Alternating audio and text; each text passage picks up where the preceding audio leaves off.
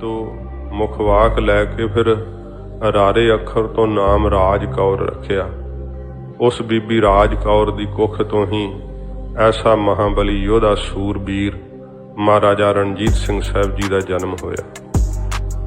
महाराजा साहब का अजे बचपन सीगा कि जदों आप जी दे पिता जी भाई महान सिंह जी अकाल चलाना कर गए तो रियासत का जिम्मेवारी का सारा भार 4 साल की आजू विच आप दे मोढियां ते आ पिया। गुजरांवाले दे गुरुद्वारे साहब दे मुख ग्रंथी बाबा फेरू सिंह जी उन्होंने महाराजे नूं धार्मिक विद्या पढ़ाई, 10 पातशाहियां दा जीवन पढ़ाया, फिर गुरबाणी दी बोध दिता। महाराजा साहब रियासत दे सरदार बन के जरनैल बन के भी गुरमत विद्या पढ़ते रहे। कई इतिहासकारां ने लिखिया है कि महाराजा साहब लिखना ते पढ़ना बिल्कुल नहीं सी जानते, पर साध संगत जी गुरमुखी महाराजा साहब पढ़ लेंदे सी। फारसी विच सारे ही जिहड़ा है खालसा राज दा सरकारी कामकाज वो फारसी अखरां विच चलदा सी। महाराजा साहब जिहड़ा है अपनी राज दी मोहर थल्ले आपदा नाम लिख लेंदे सीगे। तो ये दस्तावेज भी कई थावां तो जिहड़े आ वो मिलदे आ। शेरे पंजाब जी ने ये गुरमत दी विद्या गुजरांवाले दे विच ही गुरुद्वारे साहब तो प्राप्त कीती। रियासत का भार मोढियां ते आउण करके आपने फिर जंगी विद्या जिहड़ी सी बड़े वड्डे पद्धर ते सीखी। बहुत ज़्यादा घोड़सवारी का शौक सी, शस्त्र विद्या का शौक सी, जिस करके आप जी बहुत जल्दी ही इन्हां दे धनी हो गए। ते छोटियां मोटियां रियासतां जिहड़ियां सीगियां उन्हां नूं अपने विच मिला करके इन्हां ने गुजरेवालां दे अंदर एक उहदा बाग का नाम शेरां वाला बाग है। हुण तां थोड़ा जिहा ही बाग रह गया, जिहड़ा सरकारी दस्तावेज जिहड़े पुरातन दसदे है कि वो तकरीबन 50 किलियां विच महाराजे का बाग हुंदा सी ते उत्थे फौज उतरदी हुंदी सी। ते उत्थे एक 12 दरी बनी हुई है। उस 12 दरी विच महाराजा अपना तख्त ला करके ते रियाया दे फैसले करया करदे सी। एडी छोटी उम्र दे अंदर आप दे जिहड़े वजीर सन, दीवान सन, वो बड़े ही लियाकत वाले सी। महाराजे दे बचपन विच ही इन्नी दूरअंदेशी सी कि उन्हां नूं फैसलियां दे विच आप रहनुमाई दिंदे। फिर वक्त आया जदों बहुत छोटी आजू विच ही महाराजे ने लाहौर दे उत्ते कब्जा कीता। लाहौर दे उस शाही किले दे उत्ते खालसाई परचम लहराया, जिस लाहौर दे शाही किले ने कदे गुरु जी की शहादत दे फरमान जारी कीते सी, कदे जिस लाहौर दे शाही किले दे अंदर जहांगीर वर्गे शाहजहां वर्गे बादशाह निवास करदे, कदे इत्थे आ करके जकरिया खान वर्गियां ने बहुत ज़्यादा लहू दी होली खेडी। सिखां दे सिरां दे मुੱਲ पे ओही लाहौर है जिथे आले दुआले किते भी सिख मिल जे तो उसके सिर का मुੱਲ पैंदा सी। उसे ही लाहौर के शाही किले के उत्ते केसरी निशान महाराजे ने झुलाया ते तिस समय हन्ने हन्ने की सरदारी नूं खत्म करके विशाल खालसा राज कायम करके साध संगत जी जिहड़ी सी महाराजे की पदवी हासिल की। जदों बाबा साहब सिंह जी बेदी गुरु नानक साहब जी के वंशज आप नूं शाही कलगी तोड़ा पहनाउण लगे ते एक किले दे अंदर सजिया होया दीवान कहा, महाराजा साहब ये शाही कलगी तोड़ा, ये शाही पोशाक पहनाउण तो बाद आप देदशे बादशाह होवोगे। आपने इस तो पहला कुछ कहना? शेरे पंजाब जी ने भरे दीवान में हथ जोड़ करके आख्या कि पहला सब तो ये कलगी तोड़ा श्री गुरु ग्रंथ साहब जी महाराज नूं सुहाया जावे, फिर 5 प्यारियां दे चरनां नूं सुहा के मेरे सीस ते सजाया जावे, तां जो मैनूं सदा चेता रहे कि ये राज मैनूं गुरु नानक साहब जी की बदौलत प्राप्त होया। ਜਿੱਥੇ ਅੱਜ ਤੁਸੀਂ ਬੜੀਆਂ ਖਬਰਾਂ ਸੁਣਦੇ ਹੋਵੋਗੇ ਚੀਨ ਤੇ ਇੰਡੀਆ ਦੇ ਯੁੱਧ ਬਾਰੇ, ਇਹ ਸਾਰਾ ਇਲਾਕਾ ਖਾਲਸਾ ਰਾਜ ਦਾ ਹੈ।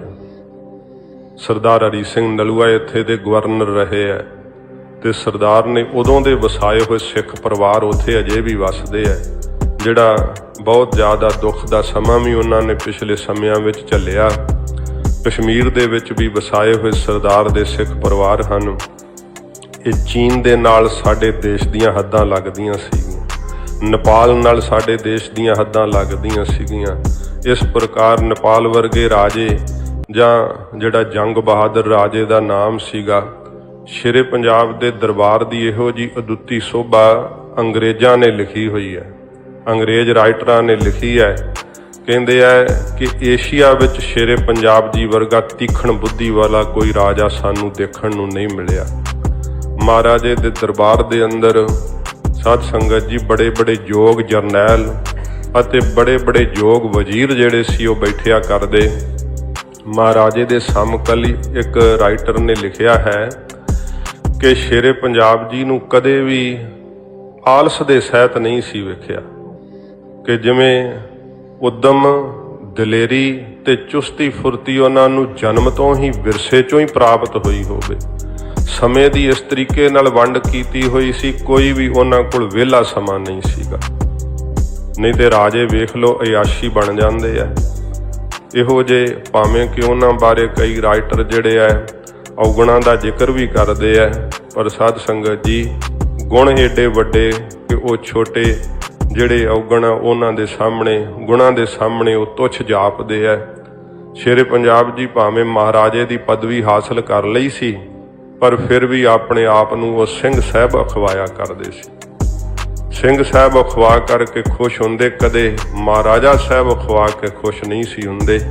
ਬਹੁਤ ਨਿਮਰਤਾ ਰੱਖਦੇ, ਗਰੀਬਾਂ ਦੀ, ਲੋੜਵੰਦਾਂ ਦੀ, ਆਪਣੇ ਰਾਜ ਦੇ ਅੰਦਰ ਇਹੋ ਜਿਹੀ ਦੇਖਭਾਲ ਕਰਦੇ ਕਿ ਇੱਕ ਵਕਤ ਕਾਲ ਪੈ ਗਿਆ ਤੇ ਮਹਾਰਾਜੇ ਨੇ ਸ਼ਾਹੀ ਗੋਦਾਮ ਖੋਲ੍ਹ ਦਿੱਤੇ। ਕਿਹਾ ਕਿ ਇਹ ਹੁਕਮ ਦਿੱਤਾ ਜਿੰਨਾ ਕੋਈ ਚੁੱਕ ਕੇ ਲਿਜਾ ਸਕਦਾ ਲੈ ਜਾਵੇ, ਜਿੰਨਾ ਅਨਾਜ ਕਿਸੇ ਕੋਲੋਂ ਚੁੱਕਿਆ ਜਾਂਦਾ ਉਹ ਲੈ ਜਾਵੇ। ਤੇ ਲੋਕ ਪੰਡਾਂ ਭਰ ਭਰ ਕੇ ਲਿਜਾਣ ਲੱਗੇ। ਮਹਾਰਾਜਾ ਭੇਸ ਬਦਲ ਕੇ ਆਪ ਆਪਣੇ ਰਾਜ ਭਾਗ ਦਾ ਜਾਇਜ਼ਾ ਲੈ ਰਹੇ ਸੀ ਤੇ ਇੱਕ ਗੋਦਾਮ ਦੇ ਸਾਹਮਣੇ ਮਹਾਰਾਜੇ ਨੇ ਵੇਖਿਆ ਕਿ ਇੱਕ ਬਿਰਧ ਬਾਪੂ ਹੈ, ਉਹਦੇ ਨਾਲ ਛੋਟਾ ਬੱਚਾ ਹੈ ਉਹਦਾ, ਤੇ ਉਹਨੇ ਲਾਲਚ ਨਾਲ ਪੰਡ ਜਿਹੜੀ ਆ ਅਨਾਜ ਦੀ ਭਰ ਲਈ ਹੈ ਤੇ ਚੁੱਕੀ ਉਹਦੇ ਕੋਲ ਬਿਰਧ ਅਵਸਥਾ ਜਾਂਦੀ ਨਹੀਂ, ਛੋਟਾ ਬਾਲਕ ਵਾ ਨਾਲ, ਉਹ ਵੀ ਚੱਕਣ ਦੇ ਸਮਰੱਥ ਨਹੀਂ। ਮਹਾਰਾਜਾ ਉਹਦੀ ਹਾਲਤ ਵੇਖ ਕਰਕੇ ਭੇਸ ਬਦਲਿਆ ਹੋਇਆ ਸ਼ੇਰੇ ਪੰਜਾਬ ਜੀ ਨੇ ਤੇ ਜਾ ਕਰਕੇ ਉਹ ਪੰਡ ਕਹਿਣ ਲੱਗੇ, ਬਾਪੂ ਮੈਂ ਤੇਰੇ ਘਰ ਛੱਡ ਆਵਾਂ। ਕਹਿਣ ਲੱਗਾ, ਭਈ ਜਵਾਨਾ ਫਿਰ ਤਾਂ ਬੜਾ ਹੀ ਉਪਕਾਰ ਹੋਵੇਗਾ। ਇਹ ਸ਼ੇਰੇ ਪੰਜਾਬ ਜੀ ਨੇ ਆਪ ਦੇ ਸਿਰ ਤੇ ਉਹ ਪੰਡ ਚੱਕੀ ਤੇ ਉਹ ਬਜ਼ੁਰਗ ਬਾਪੂ ਬੜੀ ਕਾਹਲੀ ਨਾਲ ਚਾਈ ਅੱਗੇ ਕਿ ਹੁਣ ਬੜੇ ਸੌਖੇ ਦਿਨ ਲੱਗ ਜਾਣਗੇ, ਖੁੱਲ੍ਹਾ ਹੀ ਅਨਾਜ ਆ ਗਿਆ। ਜਦੋਂ ਆਪ ਦੇ ਘਰ ਪਹੁੰਚਿਆ ਸ਼ੇਰੇ ਪੰਜਾਬ ਜੀ ਨੇ, ਜਦੋਂ ਉਹ ਪੰਡ ਥੱਲੇ ਸਿੱਟੀ ਹੈ ਅਨਾਜ ਦੀ ਤੇ ਥੋੜੀ ਜੀ ਮਹਾਰਾਜੇ ਦੀ ਸ਼ਾਹੀ ਪੋਸ਼ਾਕ ਬਜ਼ੁਰਗ ਦੇ ਜਿਹੜੀ ਆ ਉਹ ਪੱਲੇ ਦੇ ਹਟਣੇ ਕਰਕੇ ਦਿਖਾਈ ਦਿੱਤੀ ਹੈ। ਕਹਿਣ ਲੱਗਾ, ਬਈ ਤੂੰ ਜਵਾਨਾ ਕੌਣ ਹੈ? ਤੇ ਤਿਸ ਸਮੇਂ ਮਹਾਰਾਜੇ ਨੇ ਕਿਹਾ, ਬਾਪੂ ਜੀ ਮੈਨੂੰ ਰਣਜੀਤ ਸਿੰਘ ਕਹਿੰਦੇ ਆ, ਮੈਂ ਆਪਣੀ ਪ੍ਰਜਾ ਦਾ ਕੂਕਰ ਹਾਂ। ਆਪਣੀ ਪ੍ਰਜਾ ਦਾ ਰਿਆਇਆ ਦਾ ਆਪਣੇ ਆਪ ਨੂੰ ਮਹਾਰਾਜੇ ਨੇ ਕੂਕਰ ਦੱਸਿਆ ਤੇ ਉਹ ਬਜ਼ੁਰਗ ਜਿਹੜਾ ਸੀ ਉਹਦਾ ਬਰਾਗ ਨਾਲ ਕੰਠੀ ਰੁਕ ਗਿਆ, ਮਹਾਰਾਜੇ ਦਾ ਧੰਨਵਾਦ ਵੀ ਨਾ ਕਰ ਸਕਿਆ ਤੇ ਇੰਨੇ ਚਿਰ ਨੂੰ ਸ਼ੇਰੇ ਪੰਜਾਬ ਜੀ ਉੱਥੋਂ ਤੁਰ ਪਏ। ਇਹੋ ਜਿਹੀਆਂ ਮਹਾਰਾਜੇ ਦੇ ਜੀਵਨ ਦੀਆਂ ਬੇਅੰਤ ਕਹਾਣੀਆਂ। ਬੱਚਿਆਂ ਨੇ ਬੇਰੀ ਤੋਂ ਬੇਰ ਤੋੜਦਿਆਂ ਹੋਇਆਂ ਜਦੋਂ ਆਪ ਨੂੰ ਵੱਟੇ ਮਾਰੇ ਸੀ, ਆਪ ਜੇਲਮ ਦੇ ਇਲਾਕੇ ਦਾ ਜਾਇਜ਼ਾ ਕਰ ਰਹੇ ਸਨ, ਹਾਥੀ ਦੀ ਅੰਬਾਰੀ ਵਿੱਚ ਬੈਠੇ ਹੋਏ ਪੱਥਰ ਆ ਵੱਜਿਆ ਸੀ ਮਹਾਰਾਜੇ ਨੂੰ ਤੇ ਉਸੇ ਸਮੇਂ ਫੜੇ ਗਏ ਉਹ ਬਾਲਕ ਸਿਪਾਹੀਆਂ ਨੇ ਪੇਸ਼ ਕੀਤੇ। ਮਹਾਰਾਜਾ ਸਾਹਿਬ ਹੱਸ ਕੇ ਪੁੱਛਦੇ ਆ, ਬਈ ਬੱਚਿਓ ਤੁਸੀਂ ਸਾਨੂੰ ਪੱਥਰ ਕਿਉਂ ਮਾਰਿਆ ਹੈ? ਮਹਾਰਾਜਾ ਸਾਹਿਬ ਅਸੀਂ ਆਪ ਨੂੰ ਪੱਥਰ ਨਹੀਂ ਜੀ ਮਾਰਿਆ। ਫਿਰ ਕੀ ਗੱਲ ਹੈ? ਕਹਿੰਦੇ ਮਹਾਰਾਜਾ ਸਾਹਿਬ ਅਸੀਂ ਤਾਂ ਬੇਰ ਖਾਣ ਵਾਸਤੇ ਬੇਰੀ ਨੂੰ ਪੱਥਰ ਮਾਰ ਰਹੇ ਸਾਂ ਤੇ ਸਾਥੋਂ ਮਹਾਰਾਜਾ ਸਾਹਿਬ ਤੁਹਾਨੂੰ ਪੱਥਰ ਵੱਜ ਗਿਆ, ਸਾਡੀ ਸਰਕਾਰ ਜਾਨ ਮਾਫੀ ਕਰੇ। ਐਲਕਾਰ ਲਾਗੋਂ ਕਹਿੰਦੇ ਮਹਾਰਾਜਾ ਸਾਹਿਬ ਇਹੋ ਜਿਹਿਆਂ ਨੂੰ ਸਖਤ ਸਜ਼ਾ ਦੇਣੀ ਚਾਹੀਦੀ ਹੈ, ਆਪਦੇ ਮੱਥੇ ਤੇ ਵੇਖੋ ਰੋੜ ਪਾ ਦਿੱਤਾ ਹੈ। ਮਹਾਰਾਜਾ ਸਾਹਿਬ ਕਹਿੰਦੇ ਬਈ ਬੇਰੀ ਤੇ ਤੁਸੀਂ ਪੱਥਰ ਕਿਉਂ ਮਾਰਦੇ ਹੋ? ਕਹਿਣ ਲੱਗੇ ਮਹਾਰਾਜ ਸਾਨੂੰ ਬੇਰੀ ਤੋਂ ਬੇਰ ਮਿਲਦੇ ਆ। ਤੇ ਮਹਾਰਾਜਾ ਸਾਹਿਬ ਹੱਸ ਕੇ ਕਹਿੰਦੇ ਬਈ ਅਸੀਂ ਤਾਂ ਇਨਸਾਨ ਆ, ਜੇ ਉਹ ਰੁੱਖ ਪੱਥਰ ਮਾਰਨ ਤੋਂ ਫਲ ਦਿੰਦਾ ਹੈ ਤੇ ਸਾਨੂੰ ਤਾਂ ਕੁਝ ਫਿਰ ਵੱਧ ਦੇਣਾ ਚਾਹੀਦਾ। ਕਹਿੰਦੇ ਇਹਨਾਂ ਨੂੰ ਮੋਹਰਾਂ ਅਸ਼ਰਫੀਆਂ ਦਿਓ। ਮਹਾਰਾਜੇ ਸਾਹਿਬ ਨੇ ਉਹਨਾਂ ਨੂੰ ਮੋਹਰਾਂ ਅਸ਼ਰਫੀਆਂ ਨਾਲ ਝੋਲੀਆਂ ਭਰ ਦਿੱਤੀਆਂ ਕਿ ਬੇਰੀ ਫਲ ਦਿੰਦੀ ਹੈ ਤੇ ਸਾਨੂੰ ਕੁਝ ਵੱਧ ਫਲ ਦੇਣਾ ਚਾਹੀਦਾ। ਇਹੋ ਜਿਹਾ ਮਹਾਰਾਜਾ ਸਾਹਿਬ ਦਾ ਸੁਭਾਅ ਸੀ। ਤੇ ਸਾਧ ਸੰਗਤ ਜੀ, ਇਵੇਂ ਇਤਿਹਾਸਕਾਰਾਂ ਨੇ ਜ਼ਿਕਰ ਕੀਤਾ ਹੈ ਕਿ ਰਾਜ ਦੇ ਕਿਸੇ ਕੋਨੇ ਦੀ ਖਬਰ ਇਹੋ ਜਿਹਾ ਇਲਾਕਾ ਨਹੀਂ ਸੀ ਕਿ ਜਿੱਥੋਂ ਦੀ ਖਬਰ ਮਹਾਰਾਜਾ ਸਾਹਿਬ ਆਪ ਨਹੀਂ ਸੀ ਰੱਖਦੇ। ਗੁਪਤਚਰਾਂ ਨੂੰ ਆਪ ਮਿਲਿਆ ਕਰਦੇ ਸੀ। ਜਦੋਂ ਕਿਤੇ ਤੁਸੀਂ ਲਾਹੌਰ ਜਾਣ ਦਾ ਤੁਹਾਨੂੰ ਮੌਕਾ ਮਿਲੇ, ਤਕਰੀਬਨ ਬਹੁਤਿਆਂ ਕਿਲਿਆਂ ਵਿੱਚ ਇਹ ਮਿਲ ਜਾਂਦਾ ਹੈ, ਪਰ ਉਹ ਸ਼ੇਰੇ ਪੰਜਾਬ ਜੀ ਦੇ ਬਣਾਏ ਹੋਏ ਵਕਤ ਦੇ ਜਦੋਂ ਤੁਸੀਂ ਮੁੱਖ ਦਰਵਾਜ਼ੇ ਤੇ ਪਹੁੰਚੋਗੇ ਤੇ ਛੋਟੇ ਛੋਟੇ ਤੁਹਾਨੂੰ ਘੁਰਨੇ ਜੇ ਦਿਖਾਈ ਦੇਣਗੇ, ਆਲੇ ਬਣੇ ਹੋਏ ਜਿਵੇਂ ਕਬੂਤਰਾਂ ਦੇ ਤੇ ਵੱਡਿਆਂ ਬਾਜਾਂ ਦੇ। ਤੇ ਉਹ ਫਿਰ ਤੁਸੀਂ ਜਦੋਂ ਪੁੱਛ ਲਿਓ ਕਿਸੇ ਨੂੰ ਕਿ ਇਹ ਕੀ ਕਾਰਨ ਹੈ, ਇਹ ਬਾਜਾਂ ਦੇ ਤੇ ਕਬੂਤਰਾਂ ਦੇ ਘੁਰਨੇ ਕਿਉਂ ਬਣੇ ਹੋਏ ਆ? ਜਿਹੜੇ ਜਿਹੜੇ ਇਲਾਕੇ ਤੋਂ ਬਾਜ ਜਾਂ ਕਬੂਤਰ ਡਾਕ ਲੈ ਕੇ ਆਉਂਦੇ ਸੀ ਉਸੇ ਆਲੇ ਵਿੱਚ ਆ ਕਰਕੇ ਬੈਠਦੇ ਸੀ। ਕਬੂਤਰਾਂ ਤੇ ਬਾਜਾਂ ਰਾਹੀਂ ਡਾਕ ਜਿਹੜੀ ਸੀ ਨਾ, ਚਿੱਠੀਆਂ, ਇਹ ਸਾਧ ਸੰਗਤ ਜੀ ਆਉਂਦੀਆਂ ਤੇ ਜਾਂਦੀਆਂ ਸੀਗੀਆਂ ਉਹਨਾਂ ਸਮਿਆਂ ਦੇ ਅੰਦਰ। ਭਾਵੇਂ ਕਿ ਪਹਿਲਾਂ ਘੋੜਸਵਾਰਾਂ ਰਾਹੀਂ ਵੀ ਸੁਨੇਹੇ ਆਉਂਦੇ ਸੀਗੇ, ਪਰ ਸ਼ੇਰੇ ਪੰਜਾਬ ਜੀ ਨੇ ਕਬੂਤਰਾਂ ਤੇ ਬਾਜਾਂ ਨੂੰ ਜਿਹੜਾ ਸੀ ਇਸ ਡਾਕ ਦੇ ਆਦਾਨ ਪ੍ਰਦਾਨ ਵਾਸਤੇ ਬਾਹਲਾ ਵਰਤਿਆ। ਤੇ ਹਰੇਕ ਤਕਰੀਬਨ ਇਲਾਕੇ ਦੀ ਮਹਾਰਾਜਾ ਸਾਹਿਬ ਆਪ ਖਬਰ ਰੱਖਦੇ ਸੀ। ਜਦੋਂ ਕਿਧਰੇ ਕੋਈ ਰਿਆਸਤ ਦੇ ਉੱਤੇ ਚੜ੍ਹਾਈ ਕਰਦਾ, ਕਿਉਂਕਿ ਕਈ ਮੁਹਿੰਮਾਂ ਜਿਹੜੀਆਂ ਸੀ ਮਹਾਰਾਜੇ ਨੇ ਆਪ ਫਤਿਹ ਕੀਤੀਆਂ। ਮਹਾਰਾਜੇ ਦੀਆਂ ਉਹ ਸ੍ਰੀ ਸਾਹਿਬਾਂ ਅੱਜ ਵੀ ਸਾਡੇ ਗੁਰ ਅਸਥਾਨਾਂ ਤੇ ਸੁਭਾਏਮਾਨ ਨੇ। 2 ਤੇਗਾਂ ਤਖਤ ਸੱਚਖੰਡ ਸ੍ਰੀ ਹਜ਼ੂਰ ਸਾਹਿਬ ਸੁਭਾਏਮਾਨ ਨੇ। ਇੱਕ ਮਹਾਰਾਜੇ ਦੀ ਤੇਗ ਕੇਂਦਰੀ ਅਜਾਇਬ ਘਰ ਸੱਚਖੰਡ ਸ੍ਰੀ ਹਰਿਮੰਦਰ ਸਾਹਿਬ ਵਿਖੇ ਬਿਰਾਜਮਾਨ ਹੈ। ਉਹ ਤੇਗ ਹੈ ਜਿਸ ਨਾਲ ਮਹਾਰਾਜੇ ਨੇ ਕਸੂਰ ਫਤਿਹ ਕੀਤੀ ਸੀ। ਤੋਂ ਬੜੇ ਬੜੇ ਮਹਾਰਾਜੇ ਦੇ ਜਿਹੜੇ ਸ਼ਸਤਰ ਹਨ ਉਹ ਸਾਧ ਸੰਗਤ ਜੀ ਇੰਗਲੈਂਡ ਦੇ ਵਿੱਚ ਵੀ ਪਏ ਹੋਏ ਆ, ਕਿਉਂਕਿ ਜਿਸ ਸਮੇਂ ਅੰਗਰੇਜ਼ ਨੇ ਸਾਡੇ ਰਾਜ ਦੇ ਉੱਤੇ ਆ ਕਰਕੇ ਕਬਜ਼ਾ ਕੀਤਾ ਸੀ ਨਾ, ਸਾਰੀ ਦੁਨੀਆ ਨੂੰ ਲੁੱਟਣ ਦੇ ਨਾਲ ਉਹਨੂੰ ਇੰਨਾ ਖਜ਼ਾਨਾ ਨਹੀਂ ਸੀ ਮਿਲਿਆ ਜਿੰਨਾ ਉਹਨੂੰ ਲਾਹੌਰ ਦੇ ਸ਼ਾਹੀ ਖਜ਼ਾਨੇ ਵਿੱਚੋਂ ਏਡਾ ਮਾਲ ਪ੍ਰਾਪਤ ਹੋਇਆ ਸੀ, ਕਿਉਂਕਿ ਅਸੀਂ ਬਹੁਤ ਅਮੀਰ ਸਾਂ। ਸਾਡੇ ਕੋਲ ਤਾਂ ਬਾਹਰ ਦੇ ਜਰਮਨ ਦੇਸ਼ ਦੇ, ਜਾਪਾਨ ਦੇਸ਼ ਦੇ ਜਿਹੜੇ ਡਾਕਟਰ ਲੋਕ ਸੀ ਉਹ ਆ ਕਰਕੇ ਨੌਕਰੀਆਂ ਕਰਿਆ ਕਰਦੇ ਸਨ। ਜਿੱਡੀ ਮਹਾਰਾਜੇ ਦੀ ਤਾਕਤ ਸੀ, ਹਰ ਕੋਈ ਰਾਜਾ ਮਹਾਰਾਜਾ ਸਾਹਿਬ ਨਾਲ ਮਿੱਤਰਤਾ ਕਰਨੀ ਚਾਹੁੰਦਾ ਸੀ। ਖਾਲਸਾਈ ਫੌਜ ਦੀ ਏਡੀ ਵੱਡੀ ਤਾਕਤ ਸੀ ਕਿ ਕਿਸੇ ਦੀ ਇੰਨੀ ਜ਼ਿਆਦੀ ਜੁਰਤ ਨਹੀਂ ਸੀ ਕਿ ਖਾਲਸਾ ਰਾਜ ਦੇ ਨਾਲ ਲੋਹਾ ਲੈ ਸਕੇ। ਖਾਲਸਾ ਰਾਜ ਤੋਂ ਸਭ ਰਿਆਸਤਾਂ ਡਰਦੀਆਂ ਸੀ। ਇਹੋ ਜਿਹਾ ਮਹਾਰਾਜੇ ਨੇ ਸਿੱਕਾ ਕਾਇਮ ਕੀਤਾ ਸੀ। ਤੇ ਜੇ ਮਹਾਰਾਜੇ ਦੇ ਸਮੇਂ ਦੇ ਸਿੱਕਿਆਂ ਦਾ ਵੇਖੀਏ, ਜਿਹੜੇ ਕਰੰਸੀ ਹੁੰਦੀ ਹੈ, ਤੇ ਕਿੰਨਾ ਗੁਰੂ ਸਾਹਿਬ ਨਾਲ ਪਿਆਰ ਕਰਦੇ ਸੀ। ਸਿੱਕੇ ਦੇ ਇੱਕ ਪਾਸੇ ਲਿਖਿਆ ਹੁੰਦਾ ਸੀ ਅਕਾਲ ਸਹਾਇ, ਦੂਸਰੇ ਪਾਸੇ ਲਿਖਿਆ ਹੁੰਦਾ ਸੀ ਦੇਗ ਤੇਗ ਫਤਿਹ ਨੁਸਰਤ ਬੇਦ ਰੰਗ ਜਾਫਤ ਅਜ ਨਾਨਕ ਗੁਰੂ ਗੋਬਿੰਦ ਸਿੰਘ। ਇਹ ਖਾਲਸਾ ਰਾਜ ਦੇ ਸਿੱਕੇ। ਫਿਰ ਸਰਦਾਰ ਹਰੀ ਸਿੰਘ ਨਲੂਏ ਦੇ ਨਾਮ ਦਾ ਵੀ ਸਿੱਕਾ ਮਹਾਰਾਜਾ ਸਾਹਿਬ ਨੇ ਜਾਰੀ ਕੀਤਾ। ਸ਼੍ਰੀ ਅਕਾਲ ਤਖਤ ਸਾਹਿਬ ਦੇ ਜਥੇਦਾਰ ਅਕਾਲੀ ਬਾਬਾ ਫੂਲਾ ਸਿੰਘ ਸਾਹਿਬ ਜੀ ਦਾ ਆਪ ਅਤੀ ਸਤਿਕਾਰ ਕਰਿਆ ਕਰਦੇ। ਜੇ ਕਿਸੇ ਕਾਰਨ ਕਰਕੇ ਕੋਈ ਮਤ ਭੇਦ ਹੋਇਆ ਤੇ ਪਤਾ ਲੱਗਾ ਅਕਾਲੀ ਜੀ ਨੂੰ ਕਿ ਮਹਾਰਾਜੇ ਨੇ ਕਿਸੇ, ਉਹ ਸਾਧ ਸੰਗਤ ਜੀ ਖਬਰ ਦੇਣ ਵਾਲੇ ਨੇ ਵੀ ਇਸ ਤਰ੍ਹਾਂ ਦੀ ਖਬਰ ਦਿੱਤੀ, ਕਿਉਂਕਿ ਕਹਿੰਦੇ ਆ ਮਹਾਰਾਜਾ ਸਾਹਿਬ ਲਾਹੌਰੋਂ ਆ ਰਹੇ ਸੀ, ਹਾਥੀ ਦੀ ਅਵਾਰੀ 'ਚ ਬੈਠੇ ਅੰਮ੍ਰਿਤਸਰ ਸਾਹਿਬ ਨੂੰ ਆ ਰਹੇ ਹੈ ਤੇ ਰਸਤੇ ਵਿੱਚ ਕਿਤੇ ਮੁਜਰਾ ਹੋ ਰਿਹਾ ਸੀਗਾ। ਤੇ ਉਹ ਇਲਾਕੇ ਦੇ ਲੋਕ ਇਕੱਠੇ ਹੋ ਕੇ ਮਹਾਰਾਜਾ ਸਾਹਿਬ ਕੋਲ ਆ ਗਏ। ਉਹਨਾਂ ਨੂੰ ਪਤਾ ਲੱਗਾ ਕਿ ਮਹਾਰਾਜਾ ਸਾਹਿਬ ਦੀ ਸਵਾਰੀ ਲੰਘ ਰਹੀ ਹੈ। ਕਹਿਣ ਲੱਗੇ ਮਹਾਰਾਜਾ ਸਾਹਿਬ ਜੇ ਸਾਡੇ ਇੱਥੇ ਤੁਸੀਂ ਹੁੰਦੇ ਜਾਓ ਤਾਂ ਬੜੀ ਮਹਾਰਾਜ ਸਾਡੀ ਵੀ ਜਿਹੜੀ ਇੱਜ਼ਤ ਵਧੇਗੀ। ਤੇ ਮਹਾਰਾਜਾ ਸਾਹਿਬ ਜਦੋਂ ਉੱਥੋਂ ਦੀ ਲੰਘੇ ਆ, ਉਹ ਮੋਰਾ ਨਾਮੇ ਕੰਜਰੀ ਜਿਹੜੀ ਨਾਚ ਕਰ ਰਹੀ ਸੀ, ਲੋਕ ਪੈਸੇ ਦੇ ਰਹੇ ਸੀ, ਸ਼ੇਰੇ ਪੰਜਾਬ ਜੀ ਨੇ ਵੀ ਸੋਨੇ ਦਾ ਕੈਂਠਾ ਦੇ ਦਿੱਤਾ। ਤੇ ਜਦੋਂ ਅਕਾਲੀ ਜੀ ਨੂੰ ਪਤਾ ਲੱਗਿਆ ਤੇ ਫਿਰ ਅਕਾਲੀ ਜੀ ਨੇ ਪਹਿਲਾਂ ਸੁਨੇਹਾ ਘੱਲਿਆ ਸੀਗਾ, ਕਹਿੰਦੇ ਕਿ ਉਸ ਸੁਨੇਹੇ ਤੇ ਸ਼ੇਰੇ ਪੰਜਾਬ ਜੀ ਨੇ ਕਿਹਾ ਕਿ ਕੋਈ ਗੱਲ ਨਹੀਂ, ਇਹ ਕਿਹੜੀ ਕੋਈ ਵੱਡੀ ਗੱਲ ਹੈ। ਤੇ ਪਰ ਅਕਾਲ ਤਖਤ ਸਾਹਿਬ ਦਾ ਆਇਆ ਹੋਇਆ ਸੁਨੇਹਾ ਮਹਾਰਾਜੇ ਨੂੰ ਉਸ ਤੇ ਜਾਣਾ ਚਾਹੀਦਾ ਸੀ, ਪਰ ਅਣਗੌਲਿਆਂ ਕਰ ਲਿਆ, ਜਿਸ ਕਰਕੇ ਫਿਰ ਅਕਾਲੀ ਜੀ ਨੂੰ ਸ੍ਰੀ ਅਕਾਲ ਤਖਤ ਸਾਹਿਬ ਤੋਂ ਹੁਕਮ ਜਾਰੀ ਕਰਨਾ ਪਿਆ। ਮਹਾਰਾਜੇ ਨੂੰ ਸਿੱਖੀ ਵਿੱਚੋਂ ਛੇਕਣਾ ਪਿਆ।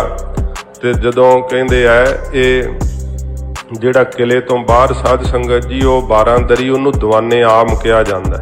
ਉੱਥੇ ਮਹਾਰਾਜਾ ਸਾਹਿਬ ਰਿਆਇਆ ਨੂੰ ਮਿਲਦੇ ਹੁੰਦੇ ਸੀ, ਅੰਦਰ ਦੀਵਾਨੇ ਖਾਸ ਹੁੰਦਾ ਸੀ। ਉੱਥੋਂ ਮਹਾਰਾਜੇ ਦੀ ਪਾਲਕੀ ਜਦੋਂ ਸਭਾ ਸਮਾਪਤ ਹੋਈ, ਉੱਠ ਕੇ ਚੱਲੀ ਹੈ।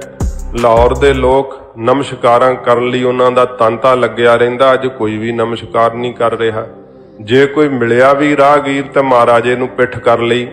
ਪੁੱਛਿਆ ਮਹਾਰਾਜੇ ਨੇ ਕਿ ਕੀ ਕਾਰਨ ਹੈ, ਅੱਜ ਇਹ ਲਾਹੌਰ ਦੇ ਸਿੱਖ ਸਾਨੂੰ ਫਤਿਹ ਨਹੀਂ ਬੁਲਾਉਂਦੇ। ਦੱਸਿਆ ਅਮੀਰਾਂ ਵਜ਼ੀਰਾਂ ਨੇ ਕਿ ਮਹਾਰਾਜਾ ਸਾਹਿਬ ਆਪ ਨੂੰ ਸ੍ਰੀ ਅਕਾਲ ਤਖਤ ਸਾਹਿਬ ਤੋਂ ਛੇਕ ਦਿੱਤਾ ਗਿਆ। ਜਦੋਂ ਇਉਂ ਮਹਾਰਾਜੇ ਨੇ ਸੁਣਿਆ ਤੇ ਵੇਖ ਲਓ, ਆਪਣੇ ਆਪ ਨੂੰ ਸਿੱਖੀ ਵਿੱਚ ਸ਼ਾਮਲ ਰੱਖਣ ਲਈ ਮਹਾਰਾਜੇ ਨੇ ਨੰਗੀ ਪੈਰੇ ਤੁਰ ਕੇ ਅੰਮ੍ਰਿਤਸਰ ਸਾਹਿਬ ਆਉਣਾ ਕੀਤਾ। ਇੱਥੇ ਜਦੋਂ ਫਿਰ ਅਕਾਲੀ ਬਾਬਾ ਫੂਲਾ ਸਿੰਘ ਸਾਹਿਬ ਜਥੇਦਾਰ ਸ੍ਰੀ ਅਕਾਲ ਤਖਤ ਸਾਹਿਬ ਉੱਤੇ ਚਬੂਤਰੇ ਤੇ ਬੈਠੇ ਵੀਰ ਆਸਣ ਲਾ ਕੇ, ਤੇ ਅਪਰਾਧੀ ਨੂੰ ਜਿਵੇਂ ਖਿਲਾਰੀਦਾ ਨਾ, ਉਵੇਂ ਸਾਹਮਣੇ ਸ਼ੇਰੇ ਪੰਜਾਬ ਜੀ ਨੂੰ ਖਿਲਾਰਿਆ।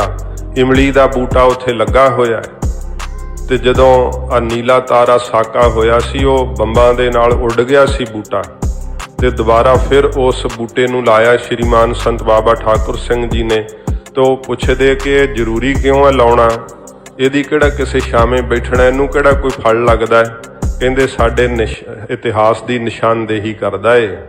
ਇਮਲੀ ਦਾ ਬੂਟਾ ਸਾਡੀਆਂ ਆਉਣ ਵਾਲੀਆਂ ਨਸਲਾਂ ਨੂੰ ਸਦਾ ਦਿਖਾਉਂਦਾ ਰਹੇਗਾ ਕਿ ਧਰਮ ਨੇ ਰਾਜਨੀਤੀ ਨੂੰ ਇੱਥੇ ਬੰਨਿਆ ਸੀ, ਤਖਤ ਦੇ ਜਥੇਦਾਰ ਨੇ ਇੱਥੇ ਬੰਨਿਆ ਸੀ ਰਾਜੇ ਨੂੰ, ਤੇ ਸਦਾ ਰਾਜਨੀਤੀ ਅਧੀਨ ਰਹੇਗੀ ਧਰਮ ਦੀ। ਇਹ ਇਮਲੀ ਦਾ ਬੂਟਾ ਸਦਾ ਕੌਮ ਨੂੰ ਇਹ ਸੁਨੇਹਾ ਦਿੰਦਾ ਰਹੇਗਾ। ਜਦੋਂ ਮਹਾਰਾਜਾ ਸਾਹਿਬ ਜੀ ਨੂੰ ਅਕਾਲੀ ਜੀ ਨੇ ਹੁਕਮ ਦਿੱਤਾ ਕਿ ਇਮਲੀ ਦੇ ਰੁੱਖ ਨਾਲ ਬੰਨ੍ਹ ਦਿੱਤਾ ਜਾਵੇ, ਸ਼ੇਰੇ ਪੰਜਾਬ ਜੀ ਨੂੰ ਜਦੋਂ ਬੰਨ੍ਹ ਲਿਆ ਗਿਆ, ਤੇ ਫਿਰ ਜਦੋਂ ਹੁਕਮ ਸੁਣਾਇਆ ਕਿ ਇਹਨਾਂ ਨੂੰ ਕੋਟੜਿਆਂ ਦੀ ਸਜ਼ਾ ਲਾਈ ਜਾਵੇ, ਸ਼ੇਰੇ ਪੰਜਾਬ ਜੀ ਨੇ ਫਿਰ ਬਹੁਤ ਨਿਮਰਤਾ ਤੇ ਹਲੀਮੀ ਨਾਲ ਆਖਿਆ, ਖਾਲਸਾ ਜੀ, ਜਿੰਨੇ ਮੇਰੇ ਵਿੱਚ ਔਗਣ ਨੇ ਸਾਰੇ ਇੱਥੇ ਕੱਢ ਦਿਓ, ਮੈਨੂੰ ਪਰਲੋਕ 'ਚ ਲੇਖਾ ਨਾ ਦੇਣਾ ਪਵੇ, ਮੈਂ ਹਾਜ਼ਰ ਹਾਂ ਆਪ ਦੇ ਸਾਹਮਣੇ।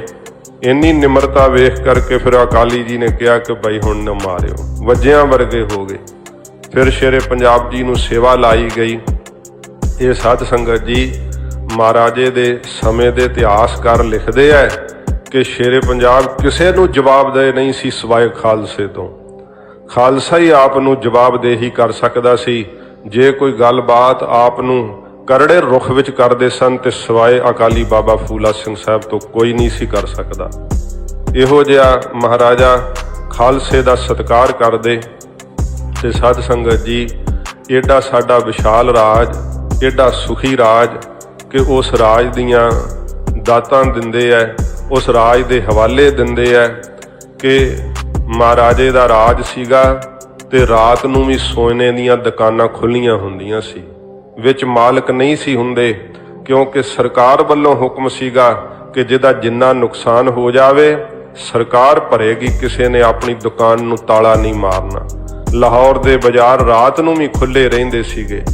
ਇੰਨਾ ਸਤਯੁਗ ਦਾ ਸਮਾਂ ਜਾਣੋ ਮਹਾਰਾਜੇ ਨੇ ਲਾ ਦਿੱਤਾ ਸੀ।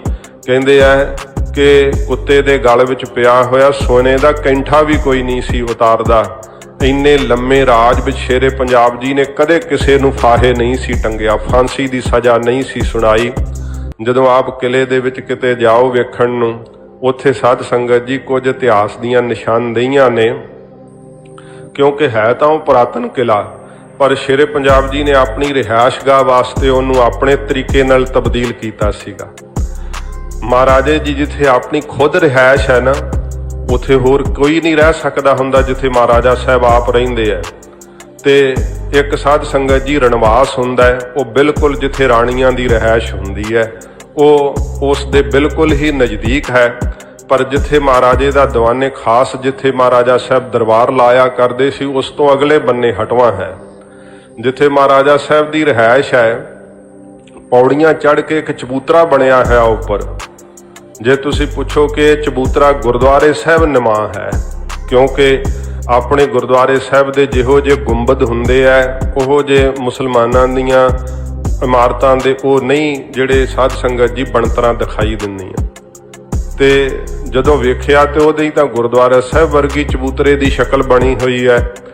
ਤੇ ਜਿਸ ਸਮੇਂ ਪੁੱਛਣ ਤੋਂ ਪਤਾ ਲੱਗਿਆ ਕਿ ਇੱਥੇ ਸ੍ਰੀ ਗੁਰੂ ਗ੍ਰੰਥ ਸਾਹਿਬ ਜੀ ਦਾ ਪ੍ਰਕਾਸ਼ ਹੁੰਦਾ ਸੀ ਤੇ ਸ਼ੇਰੇ ਪੰਜਾਬ ਜੀ ਆਪਣੇ ਦਿਨ ਦਾ ਬਹੁਤਾ ਵਕਤ ਗੁਰੂ ਗ੍ਰੰਥ ਸਾਹਿਬ ਜੀ ਦੀ ਬਾਣੀ ਉੱਥੇ ਬੈਠ ਕੇ ਸੁਣਿਆ ਕਰਦੇ ਸੀ। ਜੇ ਆਪਣੇ ਕੋਲ ਉਹਨਾਂ ਕੋਲ ਦਿਨ ਦਾ ਵਕਤ ਵੇਲ ਹੁੰਦਾ ਨਾ ਰਾਜਸੀ ਕੰਮਾਂ ਕਾਰਾਂ ਤੋਂ, ਤੇ ਆਪਣੇ ਉਸ ਚਬੂਤਰੇ ਵਿੱਚ ਚੜ ਜਾਂਦੇ ਉੱਚੇ ਥਾਂ ਤੇ ਜਿੱਥੇ ਗੁਰੂ ਗ੍ਰੰਥ ਸਾਹਿਬ ਜੀ ਮਹਾਰਾਜ ਦੀ ਬਾਣੀ ਆਪ ਸੁਣਿਆ ਕਰਦੇ। ਆਪ ਦੇ ਜੀਵਨ ਵਿੱਚ ਘੰਟਿਆਂ ਬੱਧੀ ਹਰਿਮੰਦਰ ਸਾਹਿਬ ਆ ਕੇ ਕੀਰਤਨ ਸੁਣਦੇ, ਮਹਾਰਾਜ ਦੀ ਬਾਣੀ ਸੁਣਿਆ ਕਰਦੇ। ਫਿਰ ਸਾਧ ਸੰਗਤ ਜੀ ਉਸ ਮਹਾਰਾਜੇ ਦੀ ਰਿਹਾਇਸ਼ ਦੇ ਬਿਲਕੁਲ ਕੰਧ ਦੇ ਨਾਲ ਉਹ ਤਖਤ ਅਜੇ ਤੱਕ ਕਾਇਮ ਹੈ। ਕਿਰ ਰਿਹਾ ਦਿਵਾਲਿਓਂ, ਪੌੜੀਆਂ ਨਹੀਂ ਚੜ੍ਹਨ ਨੂੰ ਹੈਗੀਆਂ, ਜਿੱਥੇ ਸ਼ੇਰੇ ਪੰਜਾਬ ਜੀ ਸੋਨੇ ਦੇ ਤਖਤ ਦੇ ਉੱਤੇ ਬੈਠਿਆ ਕਰਦੇ ਸੀ। ਤੇ ਸੱਜੇ ਪਾਸੇ ਨੂੰ ਸ਼ਹਿਜ਼ਾਦਿਆਂ ਦੀ ਜਿਹੜੀ ਹੈ ਉਹ ਕੁਰਸੀਆਂ ਹੁੰਦੀਆਂ ਸੀਗੀਆਂ, ਤੇ ਖੱਬੇ ਪਾਸੇ ਨੂੰ ਅਮੀਰਾਂ ਤੇ ਵਜ਼ੀਰਾਂ ਦੀਆਂ ਕੁਰਸੀਆਂ ਹੁੰਦੀਆਂ ਸੀ। ਆਪੋ ਆਪਣੀ ਥਾਵਾਂ ਤੇ ਜਰਨੈਲ ਖੜੇ ਹੁੰਦੇ ਸੀਗੇ, ਤੇ ਥੱਲੇ ਜਿਹੜੇ ਸੀ ਉਹ ਸੁਗਾਤਾਂ ਭੇਟ ਕਰਨ ਵਾਲੇ। ਕਦੇ ਕਿਸੇ ਦੇਸ਼ ਦਾ ਕੋਈ ਬਾਦਸ਼ਾਹ ਆਇਆ ਹੈ, ਕਿਸੇ ਦੇਸ਼ ਦਾ ਕੋਈ ਅਮੀਰ ਵਜ਼ੀਰ ਆਇਆ ਹੈ।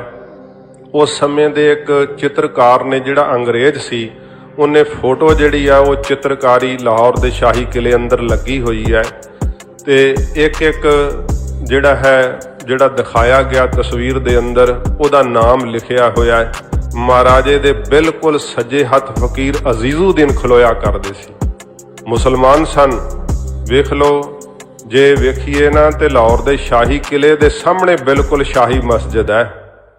ਮਹਾਰਾਜੇ ਨੇ ਆਪਣੇ ਰਾਜ ਕਾਲ ਦੇ ਅੰਦਰ ਜਿੰਨਾ ਮਸਜਿਦਾਂ ਨੂੰ ਵਿਕਸਿਤ ਕੀਤਾ, ਮੰਦਰਾਂ ਨੂੰ ਵਿਕਸਿਤ ਕੀਤਾ, ਤੇ ਜਿਹੜੇ ਅੱਜ ਕਹੀ ਜਾਂਦੇ ਆ ਕਿ ਜੇ ਸਿੱਖਾਂ ਦੇ ਹੱਥ ਰਾਜ ਆ ਗਿਆ ਇਹਨਾਂ ਮਸੀਤਾਂ ਮੰਦਰ ਢਾਹ ਦੇਣੇ ਸਾਰੇ। ਸਾਡੇ ਰਾਜ ਦੀ ਤਵਾਰੀਖ ਦੱਸਦੀ ਹੈ ਕਿ ਸਾਡੇ ਰਾਜ ਵਿੱਚ ਸਾਰੇ ਧਰਮ ਪ੍ਰਫੁੱਲਤ ਹੋਏ। ਹੁਣ ਸਿੱਖ ਤਾਂ ਮਹਾਰਾਜਾ ਸਾਹਿਬ ਆਪ ਸੀਗੇ, ਇਸ ਕਰਕੇ ਆਪਣੇ ਗੁਰਧਾਮਾਂ ਦੀ ਵੀ ਬਹੁਤ ਵੱਡੇ ਪੱਧਰ ਤੇ ਮਹਾਰਾਜਾ ਸਾਹਿਬ ਨੇ ਸੇਵਾ ਕੀਤੀ। ਇਹ ਨਹੀਂ, ਮੰਦਰਾਂ ਤੇ ਵੀ ਸੋਨੇ ਚੜਾਉਣ ਦੀ ਸੇਵਾ ਕੀਤੀ ਹੈ। ਵਿਸ਼ਵਨਾਥ ਦਾ ਮੰਦਰ ਕਾਂਸ਼ੀ ਦੇ ਅੰਦਰ ਮੂੰਹ ਬੋਲ ਦੀ ਤਸਵੀਰ ਹੈ ਮਹਾਰਾਜੇ ਨੇ, ਜਿਹਦੇ ਉੱਤੇ ਸੋਨੇ ਦੀ ਸੇਵਾ ਕਰਵਾਈ ਹੈ। ਕੁਰਾਨ ਸ਼ਰੀਫ ਸੋਨੇ ਦੀ ਲਿਖਵਾਈ ਹੈ। ਇਹ ਮਹਾਰਾਜੇ ਦੇ ਜੀਵਨ ਇਤਿਹਾਸ ਵਿੱਚ ਸਾਧ ਸੰਗਤ ਜੀ ਸਭ ਕੁਝ ਮਿਲਦਾ ਹੈ। ਆਪ ਸ਼ਰੀਰ ਕਰਕੇ ਏਡੇ ਬਲੀ ਸੀ, ਜਿਉਂਦੇ ਸ਼ੇਰ ਆਪ ਨੇ ਜਿਹੜੇ ਸੀ ਨਾ, ਸੰਗਲ ਮਾਰ ਕੇ ਇੱਕ ਗੇਟ ਤੇ ਬੰਨੇ ਹੁੰਦੇ ਸੀ। ਜਿੱਧਰੋਂ ਦੀ ਮਹਾਰਾਜਾ ਸਾਹਿਬ ਲਾਹੌਰ ਦੇ ਅੰਦਰ ਪ੍ਰਵੇਸ਼ ਕਰਦੇ ਸੀ, ਉਹਦੇ ਗੇਟ ਦਾ ਨਾਮ ਹੀ ਅਜੇ ਤੱਕ ਵੀ ਸ਼ੇਰਾਂ ਵਾਲਾ ਗੇਟ ਹੈ। ਉਧਰੋਂ ਦੀ ਮਹਾਰਾਜਾ ਸਾਹਿਬ ਪ੍ਰਵੇਸ਼ ਕਰਿਆ ਕਰਦੇ ਸੀ। ਤੋ ਸਾਧ ਸੰਗਤ ਜੀ, ਅੰਗਰੇਜ਼ ਨੇ ਸਾਡੀ ਇਸ ਸਲਤਨਤ ਦੀ ਤਾਕਤ ਨੂੰ ਵੇਖ ਕਰਕੇ ਮੂੰਹ ਨਹੀਂ ਸੀ ਇੱਧਰ ਨੂੰ ਕੀਤਾ। ਬਾਕੀ ਸਭ ਰਿਆਸਤਾਂ ਉਹਨੇ ਦਬਾ ਲਈਆਂ ਸੀ। ਸ਼ੇਰੇ ਪੰਜਾਬ ਜੀ ਨਾਲ ਸੰਧੀ ਕੀਤੀ, ਜਿਹੜੀ ਰੋਪੜ ਦੀ ਸੰਧੀ ਨਾਮ ਦੇ ਨਾਲ ਮਸ਼ਹੂਰ ਹੈ। ਇਤਿਹਾਸਕਾਰ ਇਸ ਗੱਲ ਦੇ ਉੱਤੇ ਬੜਾ ਆਪਦਾ ਸ਼ੰਕਾ ਪ੍ਰਗਟਾਉਂਦੇ ਹੈ ਕਿ ਮਹਾਰਾਜਾ ਸਾਹਿਬ ਜਦੋਂ ਅੰਗਰੇਜ਼ ਨਾਲੋਂ ਸੰਧੀ ਦੇ ਉੱਤੇ ਮੁਲਾਕਾਤ ਤੇ ਗਏ ਸੀ, ਅੰਗਰੇਜ਼ ਨੇ ਦਾਵਤ ਦਿੱਤੀ। ਐਸੀ ਉਹ ਦਾਵਤ ਖਾ ਕਰਕੇ ਆਏ ਕਿ ਦਿਨ ਬਰ ਦਿਨ ਮਹਾਰਾਜੇ ਦਾ ਸਰੀਰ ਖੀਣ ਹੁੰਦਾ ਚਲਿਆ ਗਿਆ। ਤੇ ਉਹਨਾਂ ਦਾ ਇਹ ਸ਼ੰਕਾ ਹੈ ਕਿ ਮਹਾਰਾਜੇ ਨੂੰ ਸਲੋ ਪੋਇਜ਼ਨ ਆਦਿਕ ਕੋਈ ਇਹੋ ਜਿਹੀ ਚੀਜ਼ ਜ਼ਰੂਰ ਅੰਗਰੇਜ਼ ਨੇ ਖਾਣੇ 'ਚ ਪਾ ਕਰਕੇ ਦੇ ਦਿੱਤੀ, ਜਿਹਦੇ ਕਰਕੇ ਕਿ ਮਹਾਰਾਜਾ ਸਾਹਿਬ ਫਿਰ ਮੁੜ ਤਖਤ ਤੇ ਉਵੇਂ ਨਾ ਬੈਠ ਸਕੇ। ਮਹਾਰਾਜਾ ਸਾਹਿਬ ਦੀ ਇਹ ਦਿਲੀ ਇੱਛਾ ਸੀ ਕਿ ਸਿੱਖਾਂ ਦੀ ਖਿੰਡੀ ਹੋਈ ਤਾਕਤ ਇੱਕ ਥਾਂ ਤੇ ਹੋਵੇ, ਤੇ ਸਾਰਾ ਜ਼ਮਾਨਾ ਗੁਰੂ ਗੋਬਿੰਦ ਸਿੰਘ ਸੱਚੇ ਪਾਤਸ਼ਾਹ ਜੀ ਮਹਾਰਾਜ ਦੀ ਸ਼ਕਤੀ ਦੇ ਅੱਗੇ ਝੁਕਿਆ ਹੋਇਆ ਦੇਖਣਾ ਚਾਹੁੰਦੇ ਸੀ। ਇਹੋ ਜੀ ਮਹਾਰਾਜੇ ਦੀ ਦਿਲੀ ਇੱਛਾ ਸੀਗੀ। ਪਰ ਸਾਧ ਸੰਗਤ ਜੀ, ਹੁੰਦਾ ਉਹ ਜੋ ਪਰਮੇਸ਼ਰ ਨੂੰ ਮਨਜ਼ੂਰ ਹੋਵੇ। ਵਕਤ ਸਿਰ ਜਦੋਂ ਮਹਾਰਾਜੇ ਨੂੰ ਫਿਰ ਅਧਰੰਗ ਦੀ ਨਾ ਮੁਰਾਦ ਬਿਮਾਰੀ ਚਿੰਬੜ ਗਈ। ਇਹ ਬਿਮਾਰੀ ਜਿਹੜੀ ਸੀ ਦਿਨ ਬਰ ਦਿਨ ਵੱਧਦੀ ਚਲੀ ਗਈ। ਮਹਾਰਾਜਾ ਸਾਹਿਬ ਦਾ ਸਰੀਰ ਖੀਨ ਹੁੰਦਾ ਗਿਆ। ਇੱਕ ਦਿਨ ਐਸਾ ਵੀ ਆਇਆ ਜਦੋਂ ਮਹਾਰਾਜਾ ਸਾਹਿਬ ਦੀ ਜ਼ੁਬਾਨ ਹੀ ਚਲੀ ਗਈ। ਬੋਲਣੋਂ ਵੀ ਅਸਮਰੱਥ ਹੋ ਗਏ ਤੇ ਫਿਰ ਕੇਵਲ ਬਸ ਸੇਵਾ ਦੇ ਉੱਤੇ ਹੀ ਉਹਨਾਂ ਦਾ ਸਰੀਰ ਚੱਲ ਰਿਹਾ ਸੀਗਾ। ਵੈਦ ਹਕੀਮ ਬਹੁਤ ਆਪ ਦਾ ਯਤਨ ਕਰ ਰਹੇ ਸਨ, ਪਰ ਇਹ ਫਾਨੀ ਸੰਸਾਰ ਹੈ, ਇੱਕ ਦਿਨ ਸਭ ਨੇ ਸੰਸਾਰ ਤੋਂ ਜਾਣਾ ਹੈ। ਜਦੋਂ ਕਹਿੰਦੇ ਆ ਮਹਾਰਾਜਾ ਸਾਹਿਬ ਸਰੀਰ ਦੇ ਤਿਆਗਣ ਦਾ ਵਕਤ ਹੋਇਆ ਨਾ, ਜਿਵੇਂ ਬੁਝਦੇ ਜੀਵੇ ਦੀ ਲਾਟ ਫਿਰ ਇੱਕ ਵਾਰ ਜਗਣ ਲੱਗ ਪੈਂਦੀ ਹੈ ਨਾ, ਜਦੋਂ ਦੀਵਾ ਬੁਝਣ ਤੇ ਆਉਂਦਾ ਹੈ ਤੇ ਇੱਕ ਵਾਰੀ ਉਹਦੀ ਲਾਟ ਫਿਰ ਲਟ ਕਰਕੇ ਬਾਲ ਉੱਠਦੀ ਹੈ। ਸ਼ੇਰੇ ਪੰਜਾਬ ਜੀ ਦੀ ਜ਼ੁਬਾਨ ਪਰਤ ਆਈ, ਬੋਲਣ ਦੀ ਸ਼ਕਤੀ ਆ ਗਈ ਤੇ ਸ਼ੇਰੇ ਪੰਜਾਬ ਜੀ ਨੇ ਕਿਹਾ ਕਿ ਸਾਡਾ ਆਖਰੀ ਦਰਬਾਰ ਸਜਾਇਆ ਜਾਵੇ। ਮੈਂ ਉਸ 12 ਦਰੀ ਦੇ ਉੱਪਰ ਚੜ੍ਹ ਕੇ ਵੇਖ ਕੇ ਆਇਆ। ਮਸਜਿਦ ਤੇ ਸ਼ਾਹੀ ਕਿਲੇ ਦੇ ਵਿਚਕਾਰ ਉਹ 12 ਦਰੀ ਹੈ ਜਿੱਥੇ ਸ਼ੇਰੇ ਪੰਜਾਬ ਜੀ ਨੇ ਆਪਣਾ ਆਖਰੀ ਦਰਬਾਰ ਲਾਇਆ।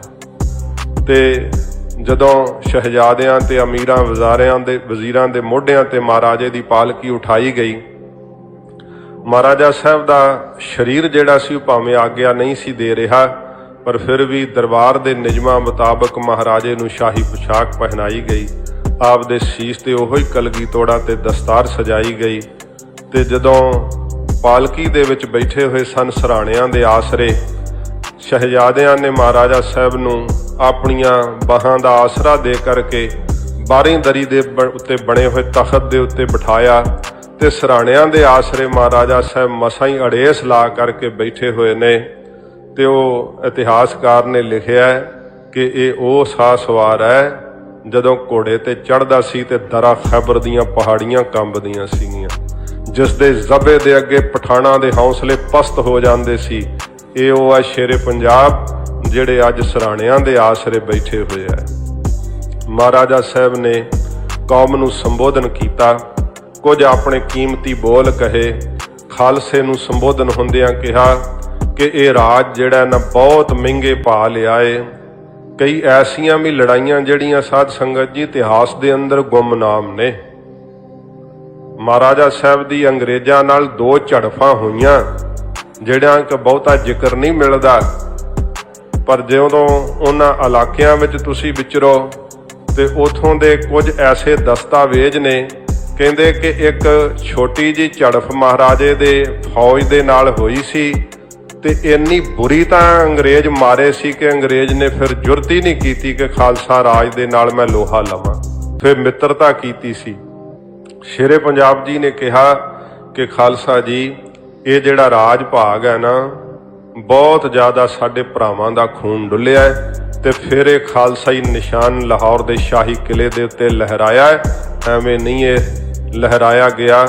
ਇਹ ਨਗਾਰੇ, ਇਹ ਨਿਸ਼ਾਨ, ਇਹ ਰਾਜ ਭਾਗ ਸਦਾ ਕਾਇਮ ਰੱਖਣ ਲਈ ਜਿੱਥੇ ਭਰਾ ਦਾ ਪਸੀਨਾ ਡੁੱਲੇ ਉੱਥੇ ਖੂਨ ਡੋਲਣ ਦੇ ਇੱਛੁਕ ਰਹਿਣਾ ਸਦਾ ਹੀ।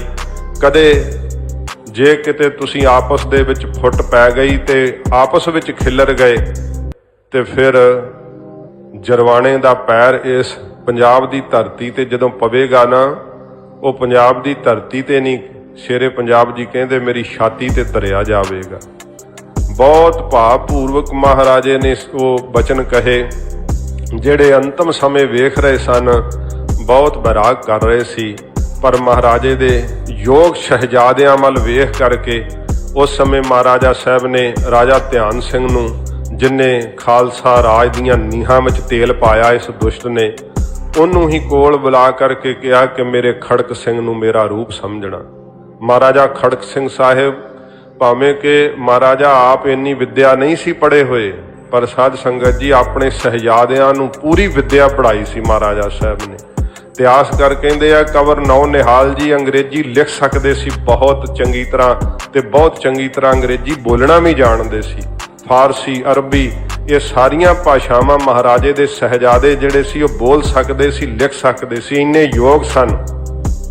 ਪਰ ਧਿਆਨ ਸਿੰਘ ਡੋਗਰਾ ਇੰਨੀ ਨੀਤ ਦਾ ਮਾੜਾ ਸੀ ਕਿ ਮਹਾਰਾਜਾ ਸਾਹਿਬ ਨੂੰ ਸਦਾ ਕੰਨ ਭਰਦਾ ਰਹਿੰਦਾ ਸੀ। ਜੇ ਕਿਸੇ ਮੁਹਿੰਮ ਤੇ ਸ਼ਹਿਜ਼ਾਦਾ ਜਾਂਦਾ, ਮਹਾਰਾਜਾ ਖੜਕ ਸਿੰਘ ਪਿੱਛੋਂ ਮਦਦ ਨਾ ਭੇਜਦਾ ਤੇ ਉਹ ਮੁਹਿੰਮ ਸਰ ਨਾ ਹੁੰਦੀ, ਫਿਰ ਮਹਾਰਾਜੇ ਦੇ ਕੰਨ ਭਰਦਾ ਕਿ ਵੇਖੋ ਮਹਾਰਾਜਾ ਸਾਹਿਬ ਤੁਹਾਡਾ ਸ਼ਹਿਜ਼ਾਦਾ ਯੋਗ ਨਹੀਂ ਹੈ, ਇਹਦੇ ਕੋਲੋਂ ਛੋਟੀ ਜੀ ਮੁਹਿੰਮ ਸਰ ਨਹੀਂ ਹੋਈ। ਇਸ ਦੀਆਂ ਨੀਤੀਆਂ ਜਾਣਦੇ ਸਨ ਤੇ ਅਕਾਲੀ ਬਾਬਾ ਫੂਲਾ ਸਿੰਘ ਸਾਹਿਬ ਜਾਣਦੇ ਸੀ, ਸਰਦਾਰ ਹਰੀ ਸਿੰਘ ਨਲੂਆ ਜਾਣਦੇ ਸਨ ਕਿ ਧਿਆਨ ਸਿੰਘ ਡੋਗਰਾ ਕੀ ਚਾਹੁੰਦਾ ਹੈ। ਪਰ ਅਫਸੋਸ ਕਿ ਉਹ ਇਸ ਫਾਨੀ ਸੰਸਾਰ ਤੋਂ ਮਹਾਰਾਜੇ ਦੇ ਸਰੀਰ ਛੱਡਣ ਤੋਂ ਪਹਿਲਾਂ ਹੀ ਚਲੇ ਗਏ। ਤੇ ਜਦੋਂ ਫਿਰ ਸਾਧ ਸੰਗਤ ਜੀ ਮਹਾਰਾਜਾ ਖੜਕ ਸਿੰਘ ਨੂੰ ਆਪਣਾ ਟਿੱਕਾ ਕਹਿ ਕੇ ਯੁਵਰਾਜ ਥਾਪ ਕਰਕੇ ਕਿ ਸਾਡੇ ਸਰੀਰ ਦੇ ਤਿਆਗਣ ਤੋਂ ਬਾਅਦ ਮਹਾਰਾਜਾ ਦੀ ਪਦਵੀ ਤੇ ਸਾਡੇ ਪੁੱਤਰ ਨੂੰ ਸਥਾਪਿਤ ਕਰਕੇ ਰਾਜ ਭਾਗ ਨੂੰ ਚਲਾਉਣਾ, ਸਾਡਾ ਰੂਪ ਮੰਨ ਕਰਕੇ ਇਹਨਾਂ ਦੀ ਆਗਿਆ ਦਾ ਪਾਲਣ ਕਰਨਾ, ਸਾਰੀਆਂ ਜ਼ਿੰਮੇਵਾਰੀਆਂ ਮਹਾਰਾਜਾ ਸਾਹਿਬ ਨੇ ਨਿਭਾ ਦਿੱਤੀਆਂ। ਉਹ ਆਖਰੀ ਦਰਬਾਰ ਲਾਇਆ ਤੇ ਮਹਾਰਾਜੇ ਦੀ ਪਾਲਕੀ ਉੱਠੀ, ਸੰਮਣ ਬੁਰਜ ਦੇ ਅੰਦਰ ਗਈ ਤੇ ਦੁਬਾਰਾ ਸਾਧ ਸੰਗਤ ਜੀ ਉਹ ਖਾਲਸਾ ਦਰਬਾਰ ਉਵੇਂ ਨਾ ਸੱਜ ਸਕਿਆ। ਉਹੋ ਜੀਆਂ ਰੌਣਕਾਂ, ਉਹੋ ਜੀਆਂ ਮਹਿਕਾਂ ਫਿਰ ਨਾ ਉੱਥੇ ਉੱਠ ਸਕੀਆਂ। ਕਦੇ ਉਹ ਸੋਨੇ ਦਾ ਤਖਤ ਫਿਰ ਉੱਥੇ ਲੱਗ ਨਾ ਸਕਿਆ। ਐਸੇ ਭੁੱਖੇ ਕਿ ਹੀਰੇ ਜਵਾਹਰਾਤ ਵੀ ਲੁੱਟ ਕੇ ਲੈ ਗਏ, ਸੋਨੇ ਦਾ ਤਖਤ ਵੀ ਲੈ ਗਏ। ਜਿਸ ਕੋਹੇ ਨੂਰ ਨੂੰ ਪ੍ਰਾਪਤ ਕਰਕੇ ਅੱਜ ਬੜੀ ਆਪਣੀ ਸ਼ਾਨ ਸਮਝਦੇ ਐ, ਕਦੇ ਉਹ ਕੋਹੇ ਨੂਰ ਹੀਰਾ ਸ਼ੇਰੇ ਪੰਜਾਬ ਜੀ ਦੇ ਸੱਜੇ ਡੌਲੇ ਵਿੱਚ ਸੱਜਦਾ ਹੁੰਦਾ ਸੀ। ਬਹੁਤੇ ਨਾਲ ਉਹਨਾਂ ਨੇ ਇਸ ਹੀਰੇ ਨੂੰ ਬੰਨਿਆ ਹੋਇਆ ਸੀ। ਇੱਕ ਮਹਾਰਾਜਾ ਸਾਹਿਬ ਨੇ ਬਚਨ ਬਹੁਤ ਨੇ ਸਾਧ ਸੰਗਤ ਜੀ, ਪਰ ਸੀਮਤ ਸਮਾਂ ਮੈਂ ਮਹਾਂਪੁਰਖਾਂ ਦੇ ਜੀਵਨ ਤੇ ਵੀ ਕੋ ਬਚਨ ਕਹਿਣੇ ਹਨ। ਕਹਿੰਦੇ ਆ ਮਹਾਰਾਜਾ ਸਾਹਿਬ ਨੇ ਗੁਰੂ ਹਰਿਰਾਏ ਸਾਹਿਬ ਜੀ ਦੇ ਨਾਂ ਤੇ ਇੱਕ ਮਿਸਲ ਕਾਇਮ ਕੀਤੀ ਸੀ, ਇੱਕ ਜਿਹੜਾ ਰੈਜੀਮੈਂਟ ਬਣਾਈ ਸੀ, ਜਿਵੇਂ ਰੈਜੀਮੈਂਟਾਂ ਹੁੰਦੀਆਂ।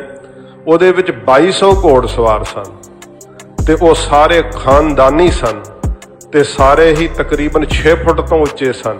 ਗੱਜ-ਗੱਜ ਚੌੜੀਆਂ ਛਾਤੀਆਂ ਸੀ ਉਹਨਾਂ ਦੀਆਂ।